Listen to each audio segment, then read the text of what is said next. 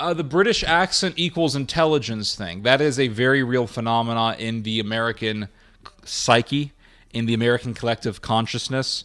I believe that it's probably something that goes back to the 18th century when a lot of Irish people moved to America. If you look at the American/Canadian dialect, the contour of American voices, you will see American and Canadians. We'll just say North American. If you look at the contour of North American dialects, one thing that you'll notice is that they, for the most part, sound closer to the Irish dialect. If you listen to the Irish dialect, you will notice that there's a lot of overlap between the Irish dialect and the North American dialects.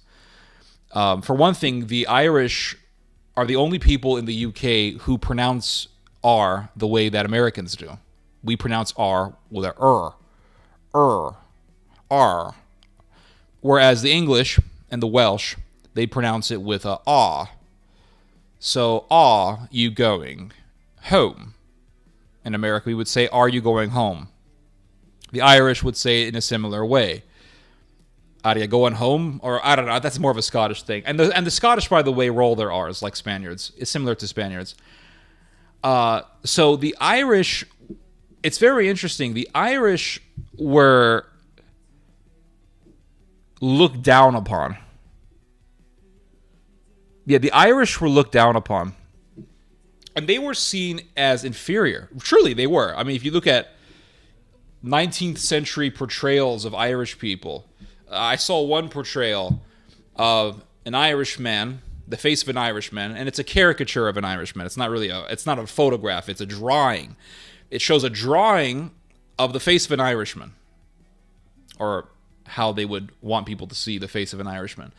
And then they have the drawing of how they would want people to see a black man. A drawing of a caricature of the face of a black man. And they basically said they are alike, that the Irish and the black are alike. And they saw blacks as inferior, and by linking the Irishman with the black man, with the African, they were basically saying that the Irish are inferior. And there was a lot of persecution of the Irish people. There was a terrible treatment of the Irish people. Terrible treatment of the Irish people, to the point where 1 million Irish people starved to death, to a great extent because of the Malthusian policy of the British. And I know they are British nationalists who would come and disagree with me on this, but the fact is that there was a terrible blight that infected the Irish potato harvest, and the British came along and said, well, you owe us taxes and potatoes. And they said, well, there's a huge shortage in potatoes. And the British said, we don't give a damn. So they took all the potatoes from the Irish and left the Irish to starve. And 1 million Irish people starved to death. It was absolutely horrendous, to the point where you hear stories about Irish people literally eating leather because of starvation. And there was a Malthusian ideology that the British upheld. Malthusianism is basically pre-Darwinian eugenics. I've been in the UK. I was living and working there for 3 years, and the English people are more arrogant and condescending than intelligent, from my experience. My father had the same experience. My father's been to the UK numerous times. However, I was getting along very well with the Irish. My father told me the same exact thing, by the way. He said, the English are schmucks. Irish people, very nice people. That's what my father told me. But I guess there were a lot of Irish people who were walking around talking like Conor McGregor, so the English said these people are basically animals and they're annoying and we don't like them.